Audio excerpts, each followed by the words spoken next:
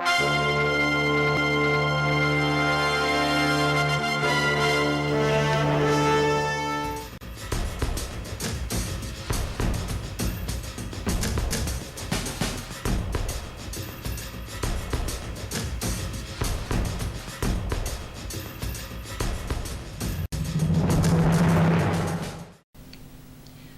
to SAT TV's news. I am Shana Esprit, your presenter. Among the major developments, Dominica represented at Floral Designer Competition. World Trade Organization to chief calls for closer CARICOM integration. Syria death toll at least 93,000, says UN. And in sports, 12 domino teams throughout the island to participate in domino competition on Friday, June 14th. Details of these will follow. Me say we just get the remedy for the pagan them. Me just get the remedy for bad mind and jealousy. Who want to see me dead? Me just get the remedy. SAC TV, Jammy say. You don't know a Javinci you watching SAC TV. Lord, is it straight triple dose.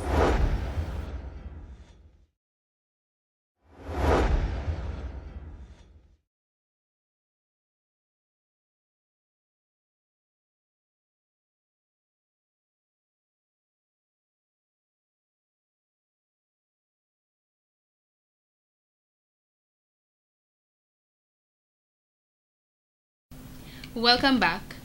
Dominica's government, along with the Organization of Eastern Caribbean States on Wednesday, June 12th, held a private sector consultation on OECS Economic Union. Coordinator of the Organization of Eastern Caribbean States Regional Integration Unit, Ms. Elma Isaac, conducted the lecture. Ms. Isaac explained to the students the procedures required if one was to relocate their business to a different Caribbean country. So that we want to ensure that for all of the OECS, you have the same procedures required for people who want to move. If you want to move, if labor wants to move, whether skilled or unskilled, the people who want to set up their businesses, if you want to move, the doctors who may want to practice medicine, we have biology people here, we have scientists, the person who wants to do developmental econ, if you want to move to work, to offer your services, those who are looking to do what? Other types of services. You can have the hairdresser move, you can have the accountant move, you can have the doctor move, the lawyer. Any area of business that you want to be engaged in, you can move. She emphasized to those entering into the world of business that their focus should not just be on Dominica, but opportunities are also available throughout the OECS. Now, if I'm saying to you that we want to make all of the OECS operate as though it were one island, what are some of the things that you think we would need to do to make that happen as the OECS? Well, we need to probably establish a particular transportation link. Okay. Like a shipping system. Shipping system. So shipping is important. And I hear your colleagues saying, we need money, So what does that mean? Money, because there would have to be investment as well in shipping, but shipping is a critical part of the work that would need to be done. Ms. Isaac informed that individuals are also allowed to travel on their national identification card. So you can travel on your national ID. You can travel on your driver's license. What is important is that those alternatives to your passport must show who you are, photo, must show your nationality, very important, so that people know where you are. And right now that is in place. So you can travel from Dominica to St. Vincent and the Grenadines on your national ID, okay? Or on your driver's license if you have it, your voter registration card, your social, what you call it, your NI, what's the card? Social Security card, photo ID. And it's written into the legislation. We have two countries that are not yet implementing, that's St. Lucia and Antigua and Barbuda, and we hope that they will very soon come on board. The 4 levels of integration are the Free Trade Area, Customs Union, Common Market, and Economic Union. In other stories, the Cultural Division is placing more emphasis on culture and heritage, allowing Dominicans to be more aware of the history which led to the emancipation of our people.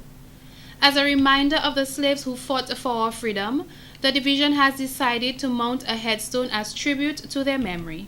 because they suffered so much. That was the first thing. They went through so much of an ordeal. They suffered, their children suffered for so long. But apart from that, sometimes they say out of evil comes good. So out of the whole slavery system, you saw that they were able to be part of the construction of forts and structures and houses. They contributed so much to the culture, to the music, to the costumes like Sensei, the Bois, to the drumming, the Lapo Capo that we have, to the ballet rhythms that we have in Dominica. Mr. Lawrence said the Maroons were the first people who came to mind when they decided to build the monument. They assisted in Dominica's fight for freedom as well as in its life and culture. So this figure will be a symbolic figure of a Maroon, an Egmawon, and hopefully it will be able to pay tribute to all the enslaved Africans who were here, the Maroons who were here, all those who were executed and killed. Some of them were executed and killed at the old market. Now when they came to Dominica, some of them were put into the Barracoon, which is now the City Council office right in Roseau there. So where the monument will be put by the Fortian is close to places where they were executed, where they were sold at the old market, also where they were kept for a while. That's at the Barracoon on the bayfront. The African culture brought to the Caribbean left us a legacy which has influenced our way of life tremendously. This is why Mr. Lawrence believes that we should pay tribute to their memory in a positive way, and to let this monument be a reminder that we should maintain our African influence. The monument will be placed near a memorial to remind us of those who fought in World War II for the freedom of the West. I have always found personally that in Dominica we hardly have any monuments, really.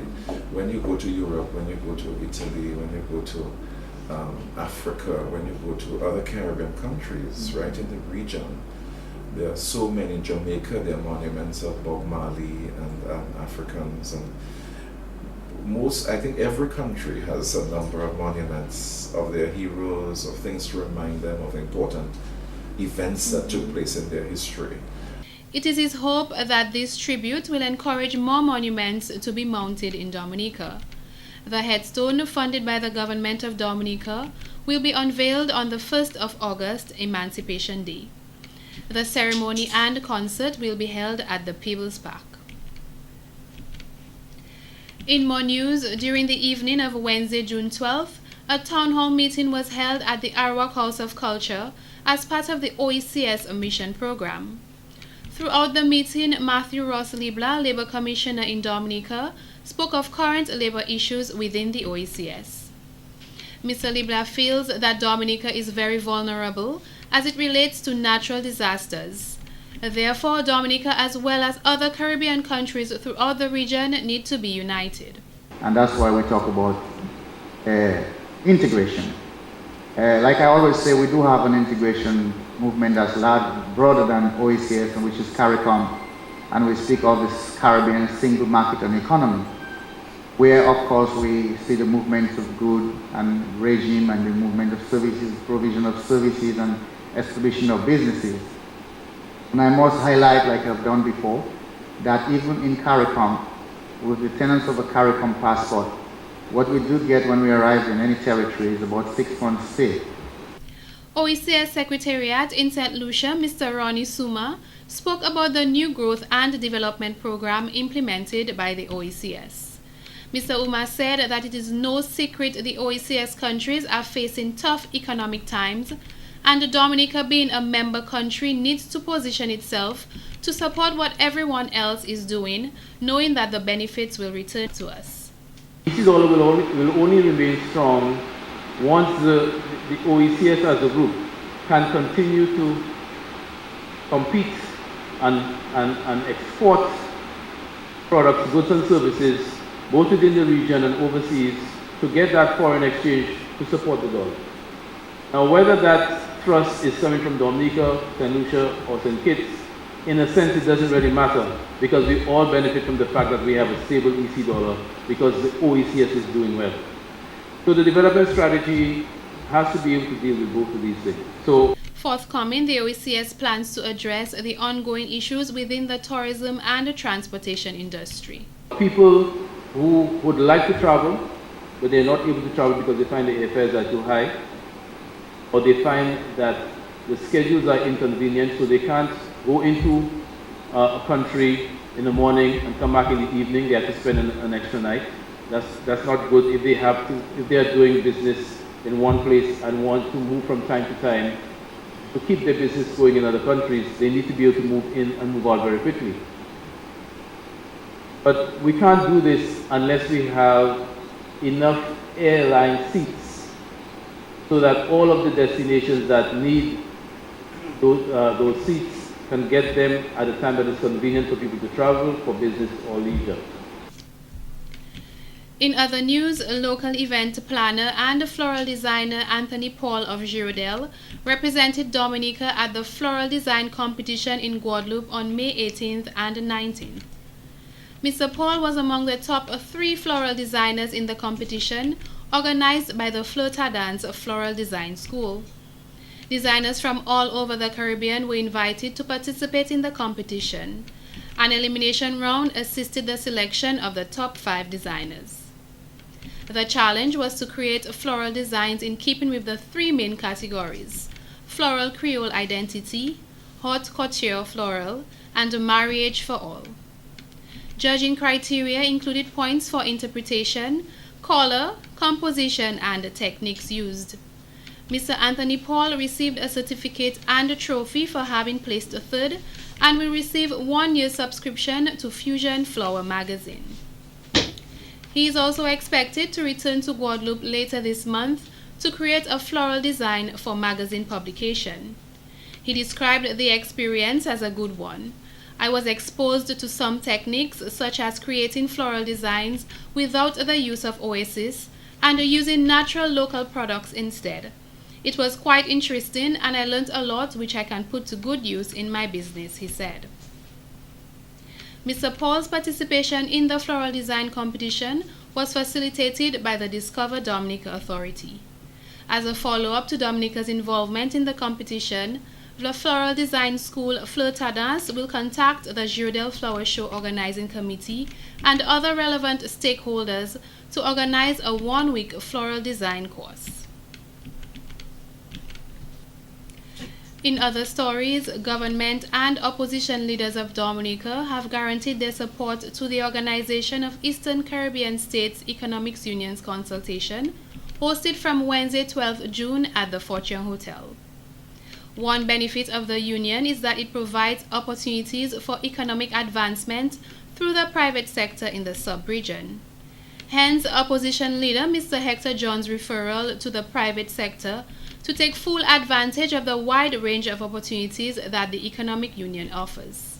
The common market gives immediate access to about 600,000 potential customers. Also, it will automatically add value to goods and services within the OECS region and in the process increase financial returns.